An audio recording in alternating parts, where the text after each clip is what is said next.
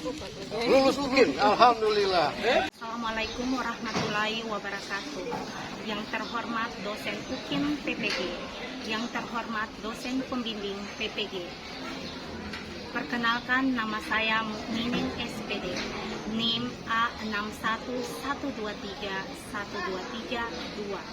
Hari ini saya akan melaksanakan kegiatan pembelajaran di kelas 12 IPA 4 SMA Negeri 5 Palu. Saya mahasiswa Prodi Pendidikan Sejarah Pendidikan Profesi Guru dalam Jabatan kategori 1 Angkatan 3 Universitas Tadulak. Wassalamualaikum warahmatullahi wabarakatuh.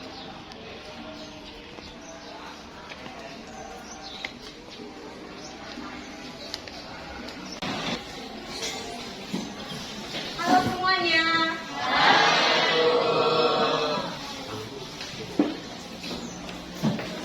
Assalamualaikum warahmatullahi wabarakatuh. Waalaikumsalam warahmatullahi wabarakatuh. Untuk materi kita pada pagi hari ini yaitu tentang awal reformasi di Indonesia. Sebelum kita memulai materi pada pagi hari ini, satu orang untuk pimpin doa. Teman-teman, sebelum kita belajar, marilah kita berdoa menurut agama dan keyakinan kita masing-masing. Kita mulai.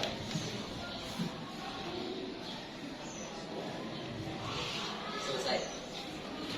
Ya, coba dengarkan siapa yang tidak hadir hari ini. Doni, Kenapa dia? sakit. Ada lagi? Feby. Made kenapa Made? Sakit. Terus siapa lagi? Andri kenapa? Sakit. Oke. Masih ada lagi? Ada. Baby kenapa sayang? Sakit. Masih ada lagi? Ada 4 orang yang sakit. Feby. Terima kasih. Materi kita pada pagi hari ini yaitu kehidupan awal reformasi. Sebelum memulai pelajaran pada pagi hari ini, Ibu akan buat satu karya lagu yang akan kita nyanyikan bersama, ya.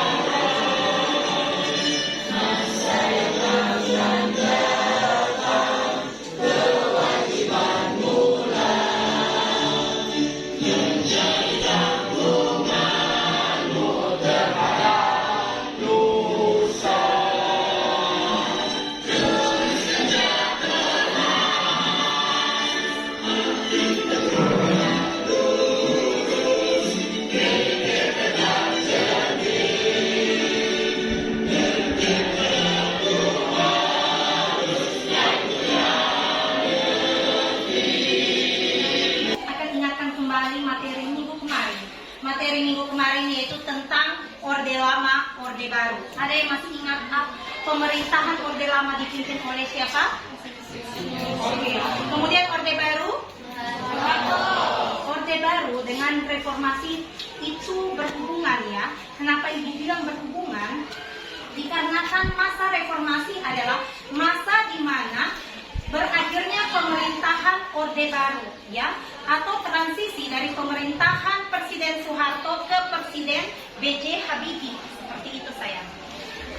Pemerintahan dari Presiden B.J. Habibie dari pemerintahan Soeharto ke Presiden B.J. Habibie. Kenapa dipilih Presiden B.J. Habibie kala itu? Karena beliau adalah itu melanjutkan masa pemerintahan Presiden Soeharto. Nanti setelah Presiden B.J. Habibie selesai, untuk masa reformasi sendiri yaitu masa di mana pemerintahan B.J. Habibie, masa reformasi ini yaitu mengubah masa yang lebih bagus. Kenapa ini bilang lebih bagus? Karena mulai adanya hak asasi manusia itu nanti ada setelah masa reformasi yang dipimpin oleh Presiden B.J. Habibie. Kemudian untuk tingkat perekonomian itu sudah mulai kembali normal, walaupun belum sepenuhnya. Kemudian ada lagi namanya Dwi Fungsi ABRI. Dwi Fungsi ABRI itu kemudian dihapuskan pada masa pemerintahan reformasi. Sedikit Ibu putar video pembelajaran yang akan kalian lihat. Yang ketiga, periode pemerintahan Megawati, dan yang keempat, periode pemerintahan Susilo Bambang Yudhoyono. Nah, pada video kali ini kita akan membahas masa reformasi periode pemerintahan Burhanuddin Yusuf Habibie. Simak terus ya. Setelah Soeharto menyatakan mundur dari jabatan kepresidenan pada tanggal 21 Mei 1998, pada hari itu juga Wakil Presiden B.J. Habibie dilantik menjadi Presiden Republik Indonesia. Hal ini sesuai dengan ketentuan pada pasal 8 Undang-Undang Dasar 1945 yang menyatakan jika Presiden mangkat atau berhenti atau tidak dapat melakukan kewajibannya dalam masa jabatannya, maka digantikan oleh Wakil Presiden sampai habis masa jabatannya. Setelah dilantik, B.J. Habibie menyampaikan pidato pertamanya di Istana Merdeka tentang otonomi daerah sebagai upaya mengatasi kesenjangan antara pusat dan daerah sehingga Indonesia dapat keluar dari krisis ekonomi. Selanjutnya, kebijakan politik yang kedua adalah menciptakan kebebasan berpolitik dengan menerapkan sistem multipartai dalam pemilu sesuai dengan Undang-Undang Nomor 2 Tahun 1999 sehingga pelaksanaan pemilu tahun 1999 diikuti oleh 48 partai politik. Kebijakan yang ketiga adalah menghapus Peraturan Menteri Penerangan Nomor 1 Tahun 1994 karena peraturan ini menghalangi perkembangan pers. B.J. Habibie kemudian mengesahkan Undang-Undang Pers pada tanggal 13 September 1999 yang menjamin perlindungan pers dan tugas-tugas wartawan. Kebijakan selanjutnya, Presiden B.J. Habibie membatasi masa jabatan Presiden sebanyak 2 kali masa jabatan saja, dengan masing-masing masa jabatan selama 5 tahun. Nah teman-teman, ada satu peristiwa besar yang terjadi dalam masa pemerintahan B.J. Habibie, yaitu dilaksanakannya referendum di Timur Timur. Referendum sendiri adalah suatu proses pemungutan suara untuk mengambil sebuah keputusan politik yang mempengaruhi suatu negara. Teman-teman sudah tahu, sejak masa Orde Baru, Timur Timur berusaha ingin memisahkan diri dari Indonesia. Akhirnya, Presiden B.J. Habibie memutuskan untuk melakukan referendum yang dilaksanakan pada tanggal 30 Agustus 1999 yang bertujuan untuk memastikan apakah rakyat Timur Timur memilih otonomi atau kemerdekaan. Hal yang diberikan Presiden kepada seorang narapidana. Sedangkan abolisi adalah penghapusan proses hukum yang sedang berjalan kepada seorang terpidana. Salah satunya adalah pembebasan Sri Bintang. Menurut B.J. Habibie, menahan tokoh-tokoh yang tersebut, menghilangkan pemberian tanda khusus pada KTP warga keturunan Tionghoa, serta menghilangkan. Demikian video pembelajaran Ibu putar hari ini. Oke, dari video pembelajaran yang Ibu putar, apakah ada yang ingin ditanyakan? Atau ada yang ingin bertanya? Oke, silakan. Si tuntutan reformasi tahun 1998 itu sudah. Lagi yang ingin bertanya? Oke. Apa tujuannya reformasi? Oke, pertanyaan yang pertama yaitu tuntutan reformasi tahun 1998. Itu ada beberapa ya. Yang pertama yaitu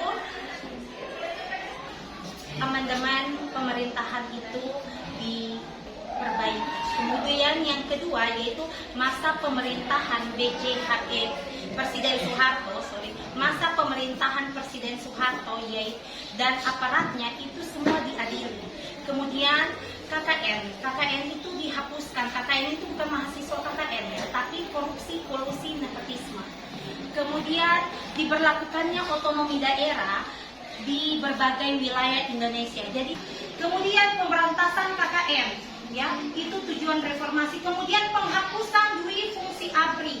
Kemudian selanjutnya adalah masa dihapuskan secara yang dimaksud di sini dihapuskan adalah diadili Presiden Soeharto dan kroni-kroninya atau aparat-aparatnya dan lain-lain. Oke, silakan kita kembali slide PPT.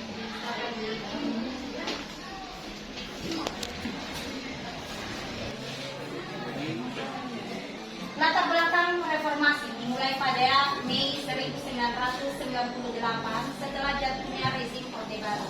Kemudian perubahan politik sesuai sosial terjadi di Indonesia.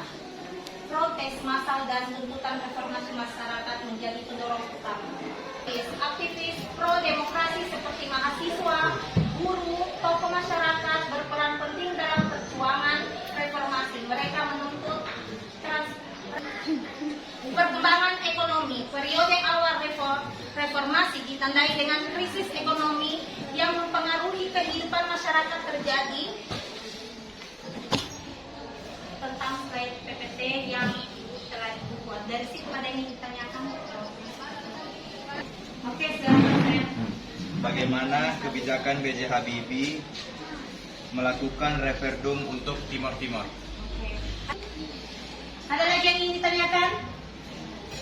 Ada 3 pertanyaan ya dari temanmu. Itu yang akan kita bahas untuk materi diskusi kelompok kita, yaitu pada materi awal reformasi yang akan ibu bagikan sebentar di LKPD kalian. Ya. Oke, sebelum memulai kelompoknya, silakan duduk per kelompok. Ibu persilakan duduk per kelompok sesuai kelompok yang telah ibu bagikan kemarin.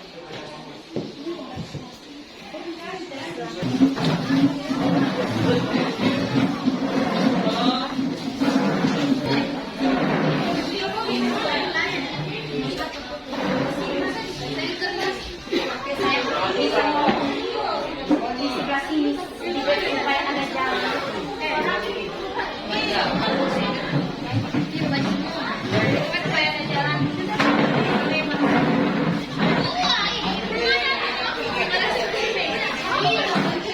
Yang lain dia silakan duduk per kelompok sesuai kelompoknya.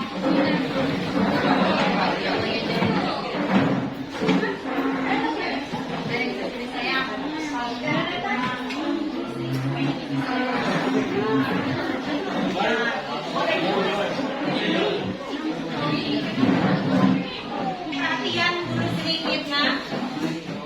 Ini lembar LKPD-nya. Nanti kalian lepas hektarnya, kemudian seperti biasa ditempelkan ke sini dari hasil diskusi kelompok kalian ya. Jangan lupa. Ini bahan ajarnya dulu itu ya.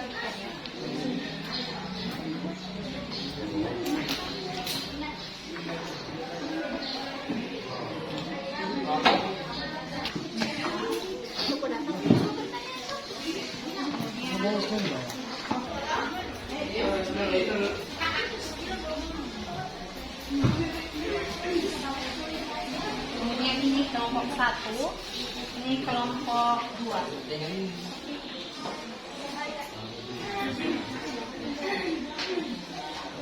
Silakan dikerjakan, ibu kasih waktu 25 menit.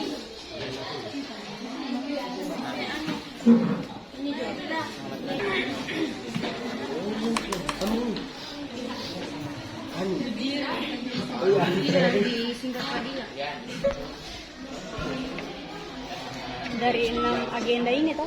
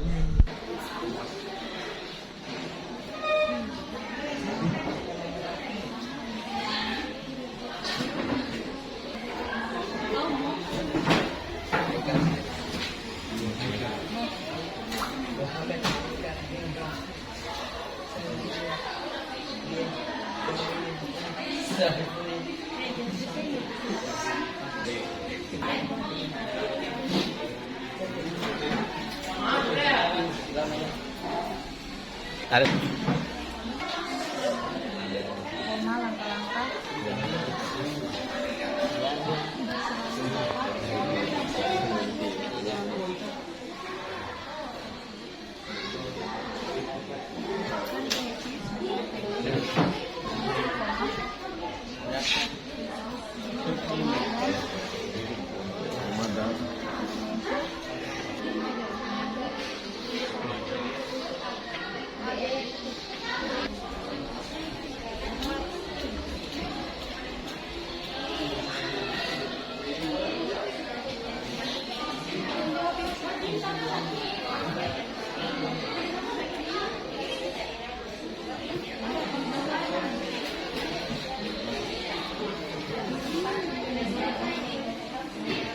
Ada yang bisa tampil?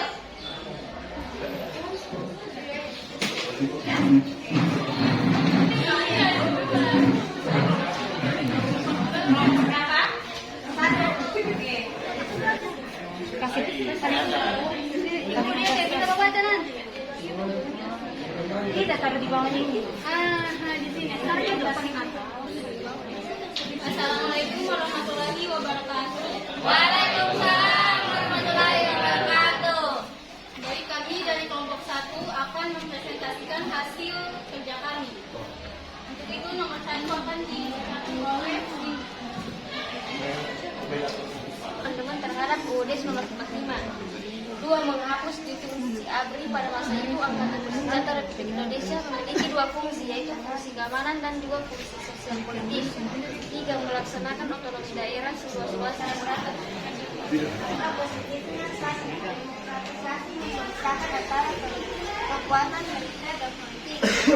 Kemajuan daerah, otonomi daerah yang berkembang dapat mendorong pembangunan ekonomi dan sosial lingkungan daerah, mempercepat pengambilan keputusan serta meningkatkan pertanggungjawaban pemerintah daerah kepada masyarakat setempat.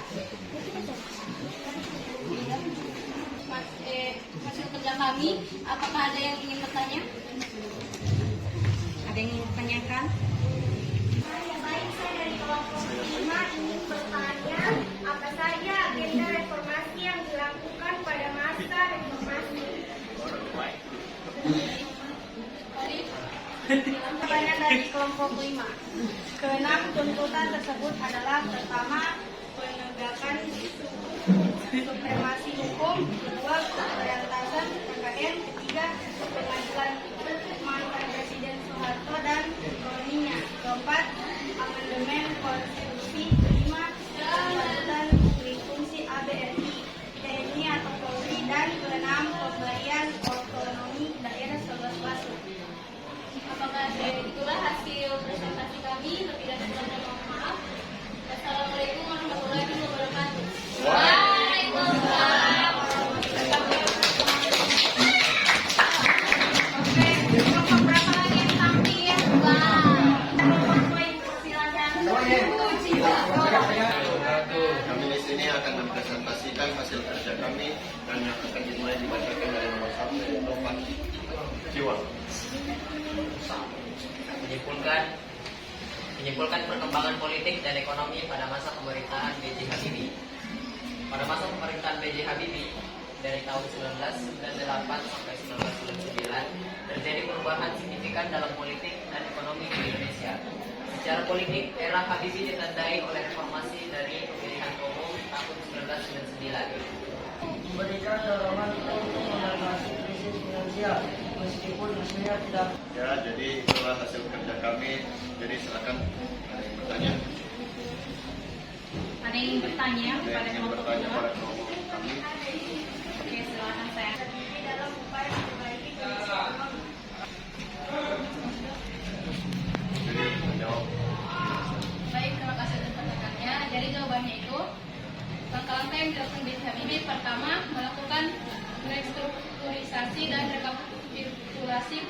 melalui utang luar negeri. Bagaimana kelompok 1?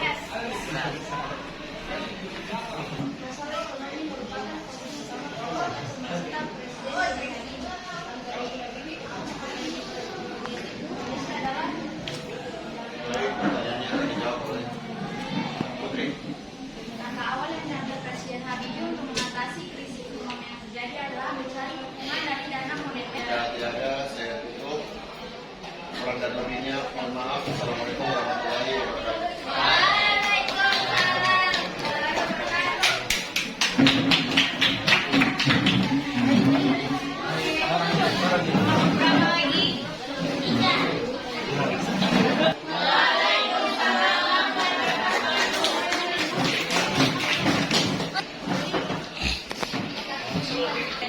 Untuk Timur Timur, kebijakan referendum untuk Timur Timur oleh B.J. Habibie merupakan langkah berani yang dilakukan sebagai bagian dari upaya reformasi politik untuk mengakhiri konflik secara damai di tengah tekanan internasional dan pertimbangan strategis untuk menjaga citra Indonesia di mata dunia.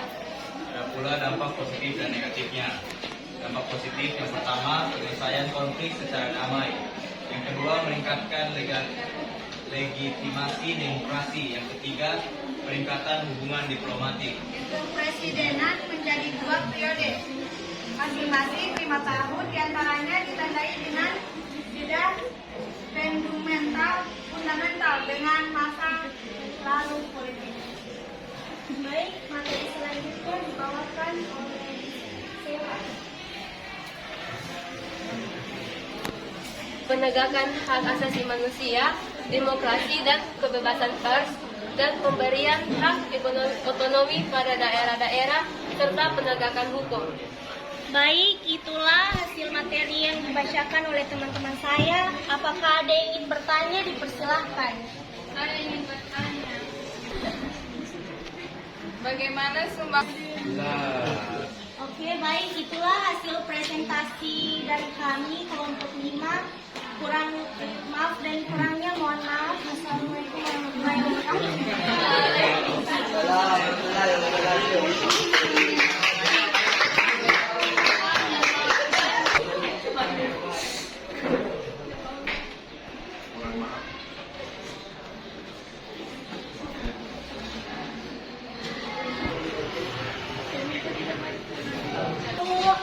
Itulah hasil paparan dari teman kalian dari kelompok 1, kelompok 2, kelompok 3, kelompok 4, dan kelompok 5. Adapun yang kesimpulan pada pagi hari ini yang akan dibacakan oleh teman kalian kepada Saudari Dea, silakan. Baik, kesimpulan dari materi yang telah dipaparkan tadi yaitu pemerintahan B.J. Habibie pada 1999 adalah masa transisi penting setelah Soeharto. Habibie menghadapi tantangan ekonomi dan politik, merespons krisis dengan kebijakan reformasi. Langkah-langkah politik mencakup pembebasan ekspresi dan pemilihan umum 1999. Sementara upaya ekonominya melibatkan restrukturisasi dan deregulasi. Pemilihan Presiden 1999 menandai akhir Orde Baru dan awal era demokrasi di Indonesia. Terima kasih. Membacakan kesimpulan pada pagi hari ini, Ibu persilakan untuk perbaiki duduknya semua, untuk duduk kembali tidak sesuai dengan kelompok masing-masing.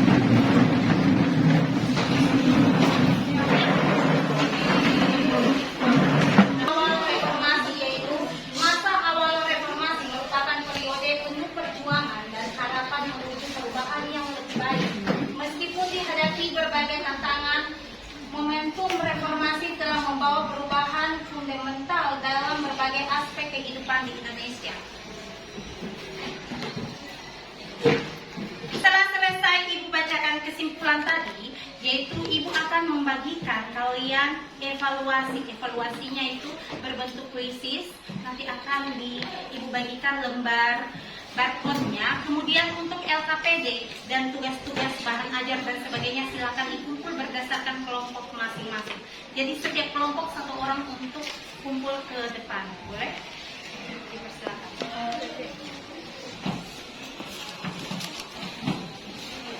Kalian jumlahnya berapa? Ada yang tidak sekolah ya?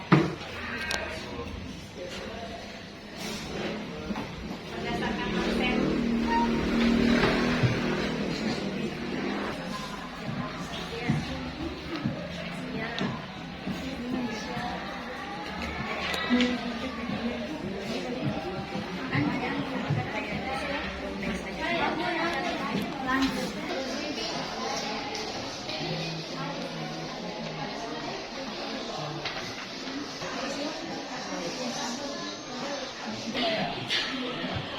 Martin nelpon.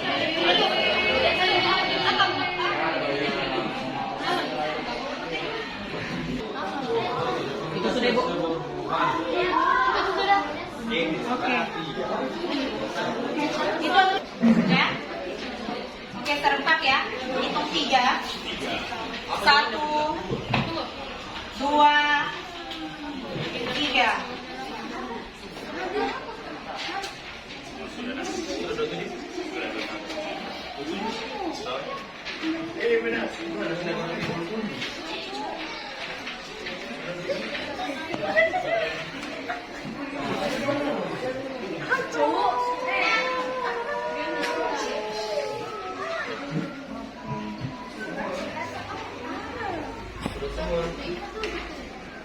Dua 23 orang ya? Iya, 27 orang. Oke.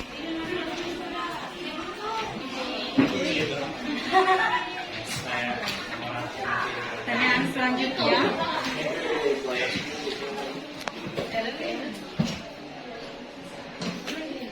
Yuk, kok masih baca?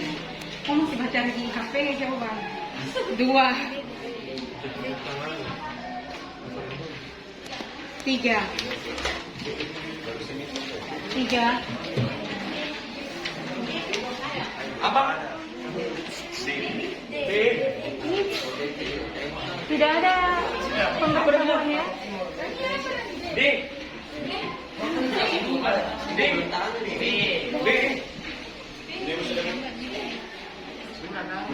Belum. Wah, tidak muncul namanya kita cuy. Ini tetap ini. Tidak. Belum basket Ibu. Belum.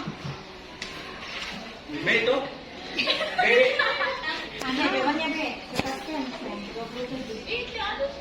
Satu orang sudah baca. Oke, lanjut soal ketiga.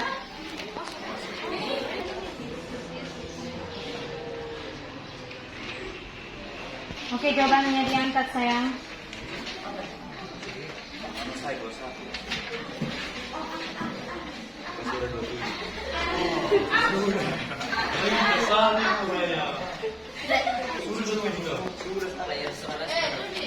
Yang 11 mana?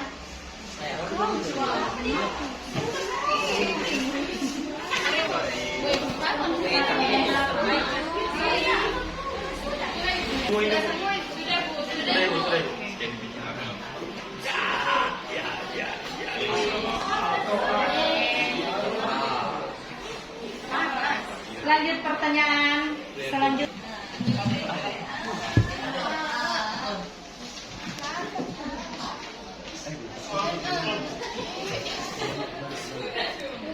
Saya mau punya di depan. Punya di depan.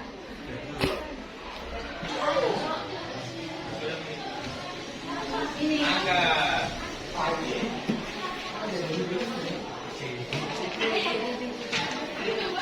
Karena yang di belakang. Asal.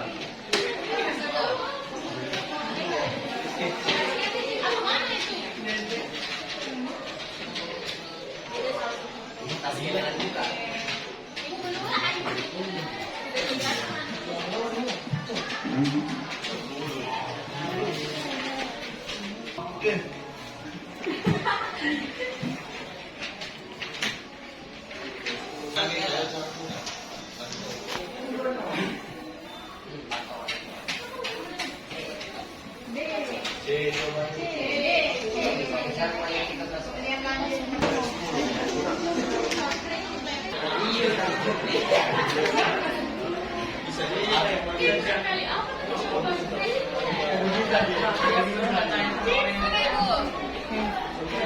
Coba yang benar ini.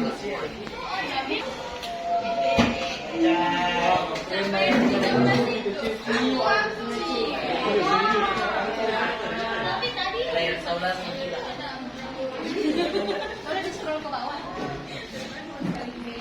Itu nilainya. Itu paling tercepat. Kan? Oke. Itu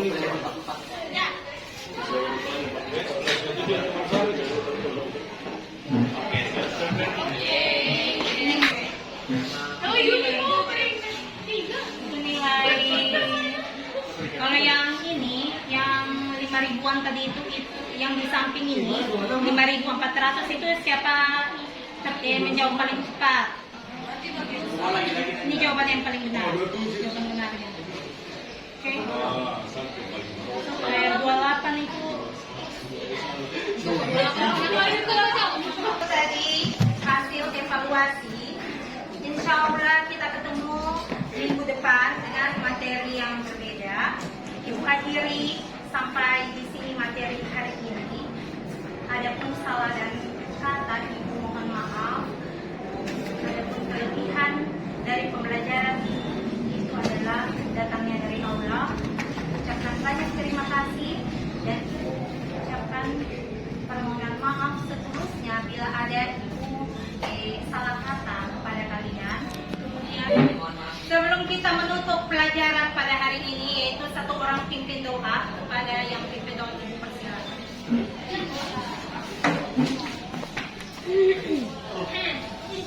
Teman-teman, kita berdoa tentang agama dan keyakinan kita masing-masing. Berdoa dimulai.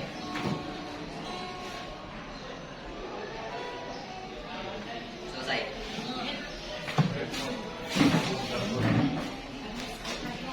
Ibu ucapkan terima kasih kepada siswa yang telah memimpin doa. Dengan berakhirnya doa pada pagi hari ini, Ibu akhiri materi pada pertemuan pada pagi hari ini.